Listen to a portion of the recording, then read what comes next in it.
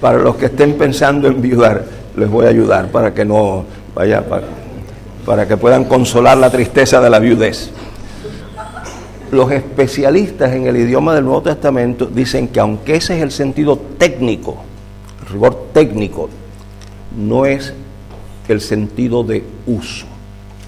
Ustedes saben que en el idioma hay un sentido técnico y hay un sentido de uso. Entonces, los especialistas del idioma del Nuevo Testamento dicen que el sentido de uso en este pasaje se refiere a la continencia, que un hombre no debe de estar desesperado en que se murió su mujer y, como algunos dicen, la necesidad sexual, que es una estupidez, como ya yo les he dicho a ustedes. Eso no hay tal cosa como eso. ¿De acuerdo? Con la sexualidad se han hecho muchos mitos y muchas cosas. Algunos dicen, no, que las mujeres de tal país, que las de tal raza. Eso es cuento de chino Manila. Todas las mujeres tienen las mismas piezas. No hay ninguna que tenga una pieza extra. La diferencia está en la destreza de su utilización. Pero no tiene nada que ver ni con la raza, ni con la nacionalidad, ni de dónde rayo vienen. Entonces, bueno, ahora, ¿qué sucede? ¿Qué es lo que cambia entre Abraham y Timoteo? La mecánica sexual es la misma. Lo que Abraham hacía con Sara es lo único que Timoteo podía hacer con la de él. No hay diferencia mecánica, no hay diferencia fisiológica. Es lo mismo. La mujer del tiempo de Abraham era lo mismo que la mujer del tiempo de Timoteo. El hombre del tiempo de Abraham, el mismo acá. Y la relación sexual era la misma. ¿Qué es lo único que ha cambiado? Porque en el tiempo de Timoteo la gente tenía también muchas mujeres. ¿Dónde está la diferencia? La diferencia está en que en el tiempo de Abraham Dios no se ha pronunciado. Y en el caso de Timoteo Dios se está pronunciando. Y lo que convierte una conducta en pecado no es la naturaleza de la conducta. Intrínsecamente nada es malo ni bueno. Intrínsecamente todo es neutral. Lo malo y lo bueno existe por definición. ¿Es claro ese concepto? O sea, en la época de Abraham, Dios no ha definido, o por lo menos no sabemos que lo haya definido. Y en el momento de Timoteo, Dios lo define. Entonces, la única diferencia es la definición divina. Ahora, vamos a mirar esto de esta manera para poner la tercera cosa. ¿Cuál es el tercer elemento? Uno es Dios, el segundo es el pronunciamiento de Dios y el tercero es la entidad moral frente a la cual Dios habla. Mire, Dios, pronunciamiento, entidad moral. Si Dios es, pero es silente, no hay pecado. Si Dios se pronuncia, pero no hay un ente moral frente al que Él se pronuncia, no hay pecado. El pecado se produce cuando estos tres factores se combinan. Un Dios que es, un Dios que habla y un Dios que le habla a quien puede decir sí o decir no a lo que Dios habla. Y ahí es donde viene la gravedad moral del pecado. Si yo no pudiera violar lo que Dios dice, no habría pecado. Si yo tuviera que violar lo que Dios dice, no habría pecado. Por eso, comer no es pecado, glotonería sí. Comer no puede ser pecado porque si yo no como, me muero. Por lo tanto, no puede haber pecado en la comida. Pero en la exageración de la comida hay pecado porque yo no necesito exagerar la comida. Por eso un buen Rioja, un buen brandy no es pecado. pero la botella de brandy sí es pecado. ¿De acuerdo? ¿Ven la diferencia? Por eso la relación sexual no es pecado, pero el adulterio es pecado. ¿Ven la combinación? Te había levantado la mano, pero la levantó en la mitad de un pensamiento y... Pues claro, a partir de que Dios, con máxima autoridad soberana, hace un pronunciamiento, digamos que eso es ley, ¿no?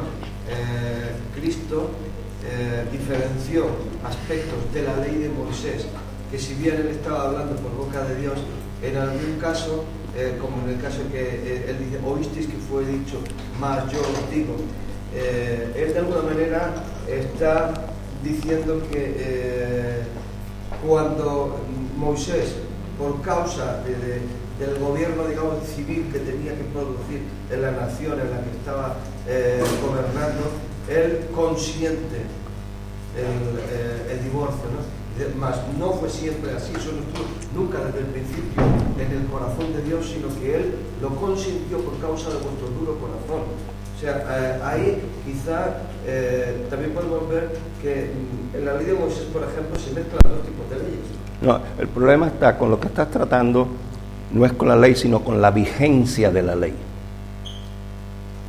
La vigencia de la ley es lo que ocurre ahí. En otras palabras, una ley es ley mientras está vigente, pero el Congreso puede cambiar esa ley. Entonces, lo que ocurre entre el Antiguo Testamento y el Nuevo Testamento es la caducidad de ciertas leyes que pierden su vigencia al entrar en vigor leyes que las sustituyen. Y eso es el problema que alguna gente no acaba de entender. No hay contradicción, hay sencillamente leyes que caducan y leyes que toman el lugar de las que caducan. Dicho de otra manera, Dios sigue hablando, aunque sea en el Nuevo Testamento, igual que le dio la ley a Moisés, se la dio a Pablo. Cuando claro, pero Pablo pronuncia esas palabras a Timoteo, le está dando ley de parte de Dios. O sea, a ver si lo puedo ilustrar de esta manera. Al Dios no hablar, queda discreción del hombre tener una mujer o tres mujeres. Cuando tú estudias la historia de la relación sexual, tú descubres que hay periodos de la historia donde un hombre tiene varias mujeres, pero hay periodos de la historia donde una mujer tiene varios maridos. Cuando no hay ley, los hombres hacen lo que les da la gana. Entonces, por eso lo que hizo Abraham no es pecado, porque Dios no se ha pronunciado. Ahora, Dios tiene que pronunciarse frente a un ente moral. ¿Qué significa eso? Significa que Dios tiene que hablarle a quien puede o no romper su ley, a quien quiere o no quiere. Por eso es que la gente que perdieron su sentido van al cielo. Por eso es que los niños van al cielo hasta el momento en que desarrollan su capacidad moral. Ahora, cuando un niño pequeñito, la mamá le dice que no coja del pastel, y el niño coge del pastel y se esconde y come. Y la mamá dice, ¿cogiste el pastel? No, yo no cogí. ¿Es mentira eso? ¿Está diciendo mentira el muchachito? No. El muchachito lo que no es tonto y sabe que si dice que sí le van a meter un correazo.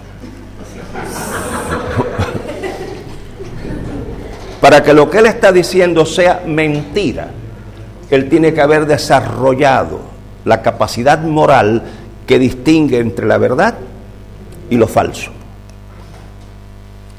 Entonces, por eso, un niño pequeñito anterior a ese desarrollo va para el cielo sin parar en los lugares donde lo paran ustedes los católicos. El chiquito va para allá, derecho. Un loco que nace loco va para el cielo. Por causa del pecado, Dios hiere con locura, según esta. No. Que para que peque la persona, a ver si lo hago más claro, para que la persona peque, tiene que tener la facultad intelectual de hacer un juicio. Mire, vamos a ilustrárselo de otra manera, y ya por esto sí voy a tener que cobrar. Miren, estas tizas no sirven para nada. Esto debiera ser más bonito, pero yo no tengo un compás para hacerlo geométricamente bien. Miren, esto es un ser humano. Un ser humano con cuerpo sin cuerpo es la suma de tres facultades fundamentales: la capacidad crítica de análisis, la capacidad conceptual, la capacidad de pensar, la capacidad de sentir, y no de sentir en el sentido puramente neurológico como sienten los animales, sino sentir en el sentido afectivo, y su voluntad para actuar. La salvación, ¿cómo se produce? Pues se produce así: una acusación divina que el intelecto critica. Dios tiene razón o Dios no tiene razón. Si decide el intelecto que Dios tiene razón, pasa esa información a la voluntad, y la voluntad se arrepiente y pide perdón, y pasa el informe a las sensibilidades y se experimenta el gozo de la salvación. A veces es diferente el orden, a veces entra por aquí, y por eso es tan importante la música, que realmente sea música en la iglesia, porque hay personas que reaccionan a esto, vienen turbados, y un canto que lleve a Dios, porque muchos de los cantos ahora, desde un punto de vista neurológico, deberían de estar prohibidos, porque en algunas iglesias forman unas cosas que son una amenaza al sistema nervioso.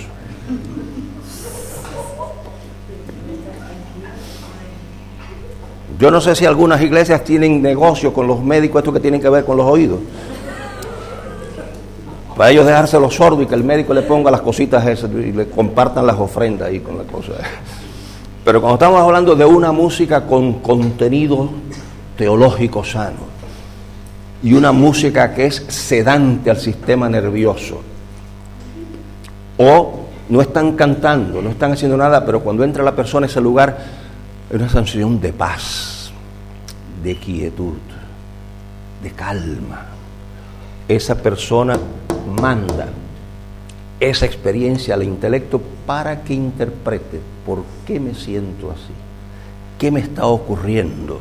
El intelecto descubre que esto que ocurre aquí tiene que ver con cosas divinas, con cosas de salvación, lo manda aquí, y entonces el gozo que no estaba interpretado ahora se produce en un gozo inteligente, que es el gozo de la salvación. Ahora fíjense, me avisa cuando acabo, porque sí, y si me da tiempo después vamos a seguir con eso del gozo, que yo veo que también la gente no lo interpreta bien en la iglesia, y eso se lo puedo dar gratis como un regalito mío. Miren, estas son las agencias de definición.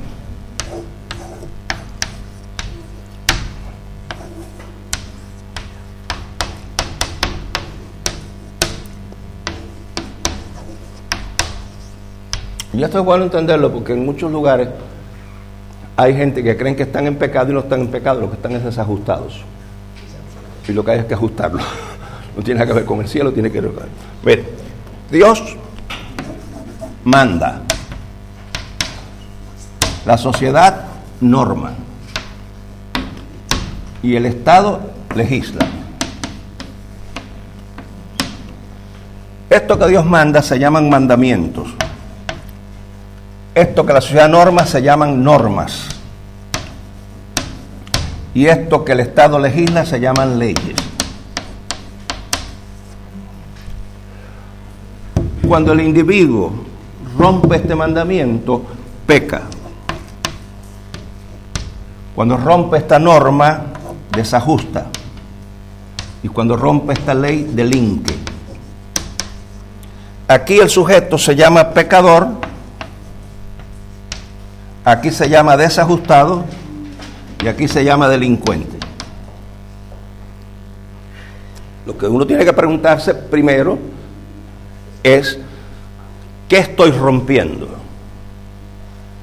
un mandamiento de Dios, una norma social o una ley. Y en algunos casos, para no pecar, tengo que romper la ley. Y en algunos casos, para cumplir la ley, tengo que pecar. Y en algunos casos, para no pecar, tengo que desajustar la norma. Y en algunos casos, para cumplir la norma, tengo que pecar. Entonces es importante saber exactamente qué es lo que yo estoy haciendo. Si estoy violando una norma social, o una ley, o un mandamiento de Dios. Cuando ustedes van a la historia del desarrollo de la humanidad empieza aquí. La humanidad tiene un origen teológico. Lo quieran aceptar, no lo quieran aceptar, tiene un origen teológico. Desde un punto de vista de la investigación antropológica, no se ha encontrado una sociedad todavía, a menos que la hayan encontrado la semana pasada, cuando ya yo todavía no me he enterado. ¿Te das cuenta? No se ha encontrado todavía una sociedad en la que no hayan por lo menos dos instituciones. Una es la institución de la religión y otra de la ley.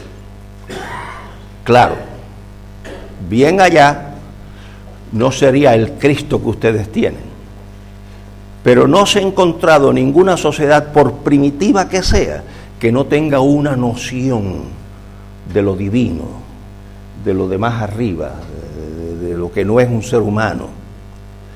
Y tampoco se ha encontrado una que no tenga parámetros de lo que es bueno y de lo que es malo. El origen es teológico, y las normas sociales en este desarrollo histórico no son otra cosa que la incorporación en la sociedad de mandamientos de Dios. Y las leyes, hasta hace poco tiempo, porque yo les voy a decir ahora cómo ha cambiado esto, las leyes no eran otra cosa que normas sociales que anteriormente habían sido mandamientos divinos que se legalizan. Ahora ustedes se dan cuenta que este proceso, que históricamente es así, en lo que se llama proceso de secularización, va caminando así. Y toda ley, que es una norma que hereda lo de Dios, la van quitando. Por eso es que el divorcio, que tiene un origen religioso, se está removiendo de los códigos de muchos países y se está modificando. Un juez una vez me dijo a mí en Puerto Rico que en Puerto Rico estaban tratando la legislación de descriminalizar el adulterio y ponerlo como desviación social para quitarle ese rigor. Quiere decir que cada día la sociedad va quitando más leyes que tengan un origen religioso. La homosexualidad, las leyes de la homosexualidad tienen un origen religioso. Y por eso ahora aquí, con Zapatero, pues ustedes ya resolvieron, ¿no? Y se pusieron al día. Ya se acabaron los minutos. Después venimos otra vez aquí. A concluir con lo que estábamos diciendo, agregar un principio más, y si hay discusión, lo vamos a hacer para que no se vaya nadie empachado sin algo que quiso soltar. Cuando se produce el pecado, no el desajuste social, sino cuando pecamos, al confesarlo a Dios, Dios hace lo que esa muchacha quería que ocurriera. Dios lo hace con su perdón. Pero en teología hay una serie de subdivisiones del concepto salvador. Ahora, fíjense, cuando uno va a Dios y le confiesa, entendiendo que uno ha pecado, no es que le hicieron creer que eso era malo lo que uno había hecho, que es con lo que uno tiene que tener mucho cuidado. Y lo que pasa es que alguna gente se sienten como prisioneras. Por ejemplo, lo que Pablo decía, que él no permitía que la mujer enseñara en la congregación. Bueno, desde el punto de vista hermenéutico, ¿quién es el que lo prohibía? Él. Si yo hubiera sido mujer en su tiempo, pues no habría asistido a la iglesia que él pastoreara. Porque él me quiere impedir una cosa que Dios no me impide. ¿Qué es lo que sucede? Que algunos pastores usan el pasaje no dejando vuestra congregación, como algunos tienen por costumbre, para manipular a la gente que no se pueden ir de su congregación. No, eso es sacar de su contexto histórico el pasaje. No dejar la congregación no era cambiar de una iglesia cristiana a otra iglesia cristiana, era cambiar de la congregación cristiana a la comunidad judía. Pero si en la iglesia de Barcelona te están dando candela y te están poniendo un montón de impedimentos, tú eres una mujer sana, una mujer que sirve a Dios, que amas a Dios, pero el pastor se le ha metido en la cabeza que ahí las mujeres tienen que limitarse a respirar, y Dios te ha dado a ti un ministerio, vete para una congregación donde lo puedas ejercer. Vaya, para eso no hay que buscar dirección divina. Para eso lo que hay que usar es el sentido común, que algunos dicen que es el menos común de los sentidos, porque es lo que menos la gente usa. Es decir, que Dios me da a mí la vocación de enseñar, y este señor aquí me prohíbe enseñar. ¿Me quiere Dios allí? Eso es cruel. Eso es como decirle al muchacho, al niño, te voy a dar a este lado, pero no te lo puedes comer, es para que lo mires nada más. Cónchale. Ahí por poco uso una cosa que tú me enseñaste. Por poco se me sale algo que mi maestra de castellano me enseñó. Entonces, lo que tú sí tienes que orar es en dirección, Señor, ¿a dónde es que me quieres que te sirva? Pero para irte de ahí no hay que orar. Lo que debieras de orar es si no sabes a dónde te vas a ir a servir. Entonces, si pides dirección, Señor, ¿dónde es que tú quieres que yo ejerza esto? Entonces, no cuando uno ofende o no está de acuerdo con lo que el pastor dice o la iglesia dice o la congregación dice. Porque uno de los grandes males del cristianismo moderno es que hemos tomado señorío de la heredad del Señor. En algunas iglesias, muchachos, la junta o los ancianos, los diáconos, eso, muchachos, eso es la quinta potencia.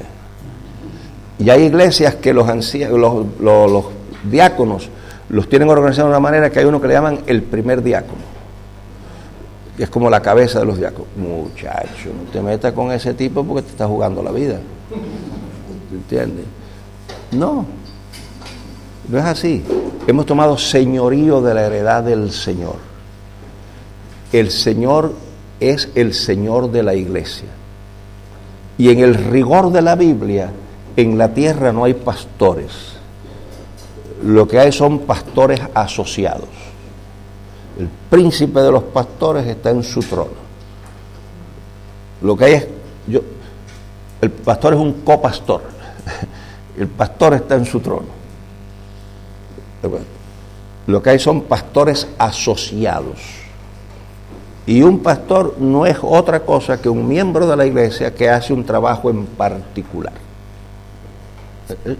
Eso es todo.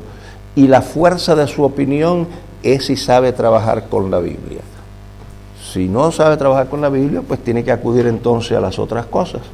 Porque no sé por aquí, pero por allá dicen que el regaño es el mensaje del pastor que no tiene mensaje. ¿Dicen eso por aquí? ¿Te das cuenta? Bien. Ahora, pero si tú trabajas con la Biblia, no hay quien te eche para atrás. Tu autoridad está allí. Entonces, cuando uno peca en el contexto bíblico, ¿qué hace Dios con mi pecado? ¿Dónde es que lo pone? En lo profundo de la mar, pero eso no es suficiente porque la mar, por profunda que sea, tiene fondo. Quiere decir que ahí no está tan lejos. ¿Qué pasaje de la Biblia es el pasaje más riguroso con relación a eso? Y si han oído alguna de mis cintas, ahora voy a ver si las han oído todas.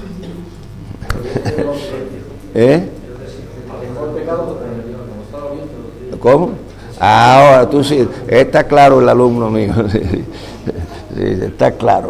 Cuanto está lejos el oriente del occidente, hizo alejar de nosotros nuestras rebeliones. Eso tiene que ver con la justificación. Y la justificación es un concepto más riguroso que la del perdón. ¿Qué es la acción del perdón? ¿Qué espacio abarca? ¿Cuál es la función del perdón? Eximir de la sentencia, pero no altera los antecedentes penales de la persona. Yo no sé, por ejemplo, la jurisprudencia española, pero donde yo vivo, el presidente puede conmutar la pena. El gobernador puede hacerlo. Pero cuando el presidente indulta a una persona, lo único que hace es absolverlo de la sentencia. Pero un perdón ejecutivo no tiene efecto retroactivo. En otras palabras, no borra los antecedentes. Esa persona tiene antecedentes que en cualquier momento le pueden crear problemas. Porque el perdón lo único que hace es eso, levantar la sentencia. Por ejemplo, cuando le traen a aquella mujer supuestamente tomada en adulterio al Señor, y el Señor dice: ni yo te condeno, vete y no peques más.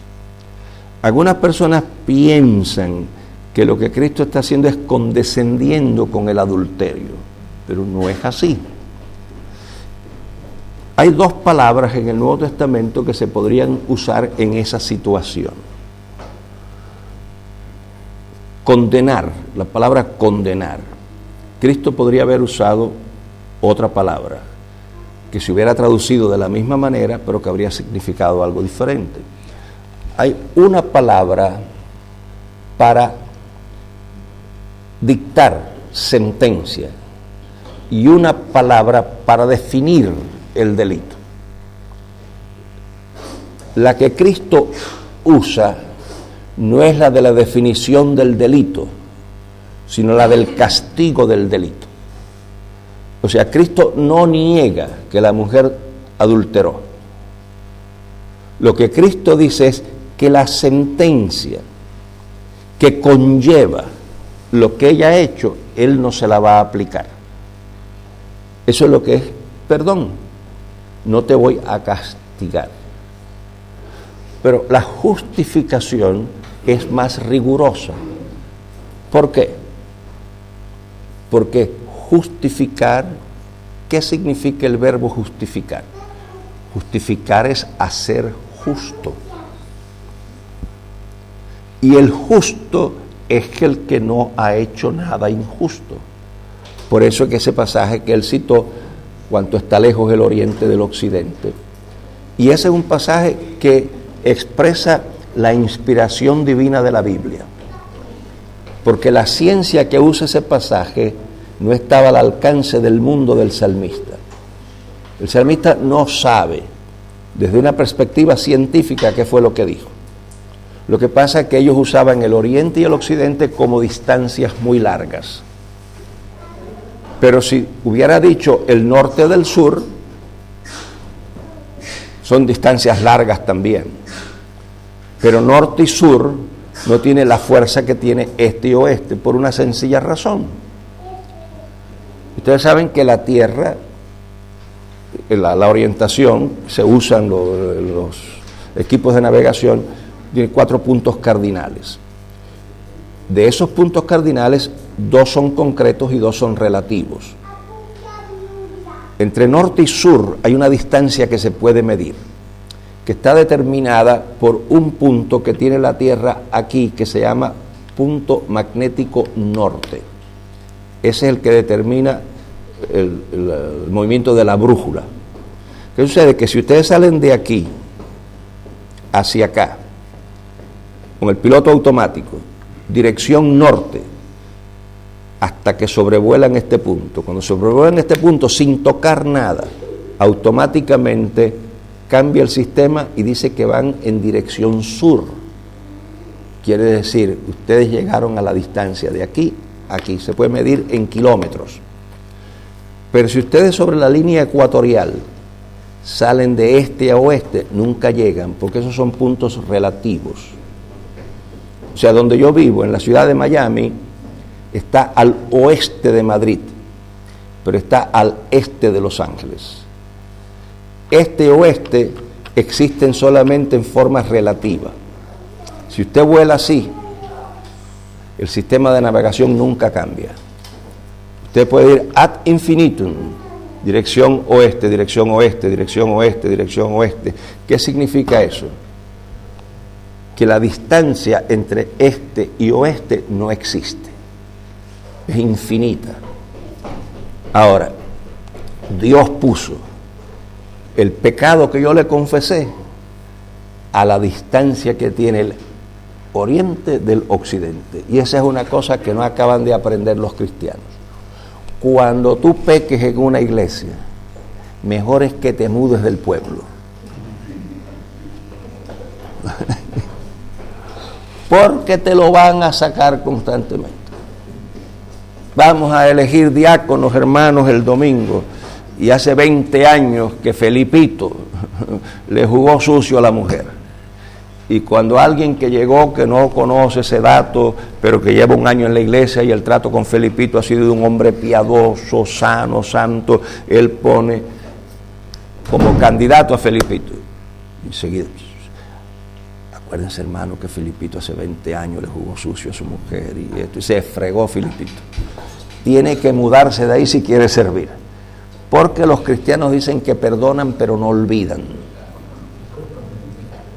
¿Te das cuenta? Y mejor es que te mudes, porque si te quedas ahí, no vas, más nunca te van a usar ni de portero, muchacho. Olvídate que tú ahí estás liquidado. Es más, y trata de cuando mueras entrar al cielo por una puerta que no la esté cuidando ninguno de esa iglesia, porque no te vas a entrar.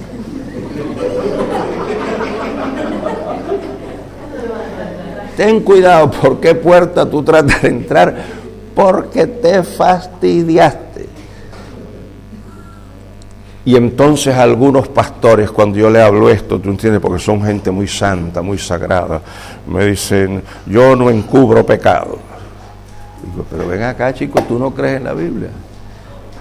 El pecado perdonado no existe, por lo tanto yo no lo puedo encubrir. Yo no lo puedo encubrir.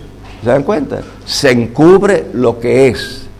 Lo que no es, no se encubre. Lo que pasa es que la gente tiene unos líos conceptuales, por ejemplo, con la muerte. Todavía no acaban de asimilar. Yo dije en la iglesia, en una iglesia de Palma, le dije a la gente, ustedes en lo que a la muerte se refiere son buenos católicos, porque no acaban de ubicar la muerte. Y todavía aún el lenguaje los traiciona. Cuando ustedes hablan de un hermano que falleció, a ver si lo usan así aquí en España, cuando dicen hermano Don Ramón, entonces te dicen hermano Don Ramón falleció hace 10 años y está con el Señor, y entonces dice él, cuando él estaba vivo, y yo digo, o el que en vida era, el que en vida fuera, no usan esas expresiones. Pero entonces me dicen, el que en vida fuera que está con el Señor. Es un problema conceptual. Si está, no era, y si era, no está. Si era, no está.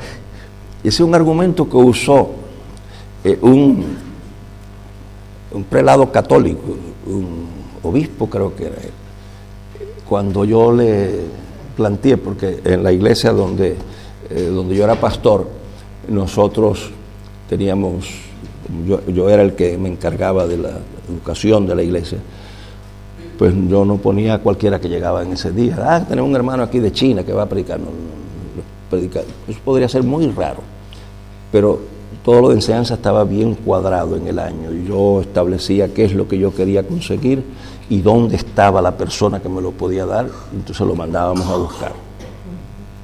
Bien. No recogíamos ofrenda pública, nosotros trabajábamos con un presupuesto. El trabajar con un presupuesto me permitía a mí.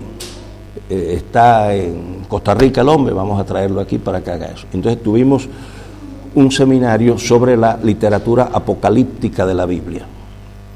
Y entonces para la literatura apocalíptica del Nuevo Testamento, yo traje a un canario que trabaja con las sociedades bíblicas, vive en Costa Rica, y entonces le pregunté que me dijera a alguien que fuera especialista en la literatura apocalíptica del Antiguo Testamento, y me recomendó a un obispo que había trabajado con la sociedad bíblica.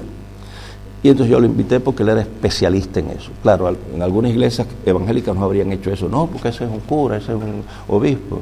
Pero es que yo no lo invité a dar misa. Yo lo invité a enseñar literatura apocalíptica, porque la gente es así como tan ingenua. Yo llego con mi coche aquí a Barcelona y se me rompe el coche, y entonces le pregunto al hermano, ven acá, ¿hay aquí algún mecánico? Y dice, bueno, aquí hay un hermano que todavía no ha terminado sus cursos de mecánica, pero él cuando está arreglando el coche, él ora al Señor, le pide dirección. Y le digo, pero es buen mecánico. Dice, bueno, no, el mejor mecánico de aquí, ese tiene una boca, muchacho, ese cuando se da un golpe con una llave maldice y baja las Virgen y todos los santos. Digo, pero es mecánico. Digo, sí, llévame a ese. ¿Por qué? Porque yo no estoy buscando a alguien que me dirija el culto de oración, chicos. Yo estoy buscando a alguien que me arregle el coche. O sea, yo no sé por qué los cristianos son tan ingenuos. ¿Te das cuenta? Entonces yo invité a este hombre y claro, aproveché la oportunidad para discutir algunas de las cosas en las que tenemos conflicto los protestantes y le dije, ven acá, ese asunto de ustedes de rogarle a los muertos, de pedirle y hacer rezos a la Virgen que está muerta, fulano. Y él me dijo, no, pero eso tiene mucho sentido. Y yo, óiganlo con cuidado para que ustedes vean que el argumento dice, no.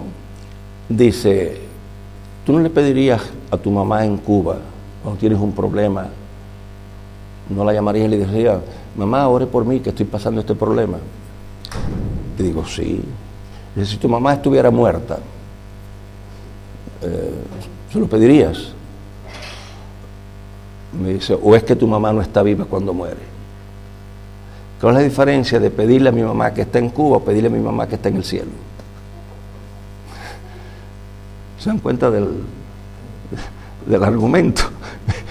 Claro, nosotros sabemos que no se le pide a los muertos, no. Pero el argumento me hizo pensar.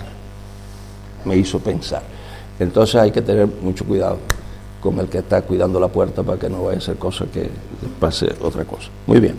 Vamos al próximo principio y después de eso ustedes van a desarmarlo. Este principio para mí es una de las ideas más consoladoras que tiene la Biblia. Es el principio de los libros abiertos. Eso para mí es una maravilla. Miren lo que dice aquí la Biblia. Y vi un trono, y vi un gran trono blanco, y al que estaba sentado sobre él, de delante del cual huyó la tierra y el cielo, y no fue hallado el lugar de ellos. Y vi los muertos grandes y pequeños que estaban delante de Dios, y los libros fueron abiertos. Y otro libro fue abierto, el cual es de la vida. Y fueron juzgados los muertos por las cosas que estaban escritas en los libros según sus obras. Este es uno de los conceptos bíblicos más consoladores. Esto es una riqueza, esto es un caudal de paz y de tranquilidad. El que cree en el juicio final no le tiene miedo a los juicios intermedios. El que cree en el juicio final aprende a vivir con su verdad, aunque no la pueda demostrar.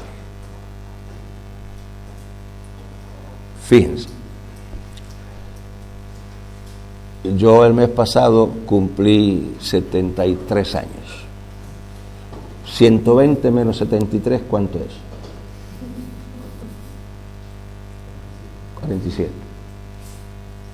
¿Saben ustedes la condena más larga que me pueden poner aquí en la tierra? 47 años. Y cuando ustedes comparan 47 años con la eternidad, eso es un pellizco de un hombre que no tiene mano.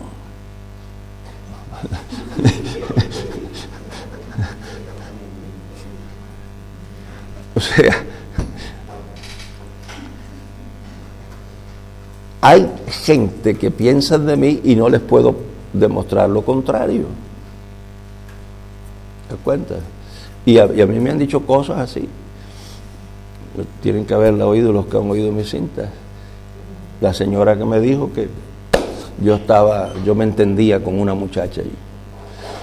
Que a mí no me ofende cada vez que me han empatado con una muchacha, porque siempre lo han hecho con muchachas lindas.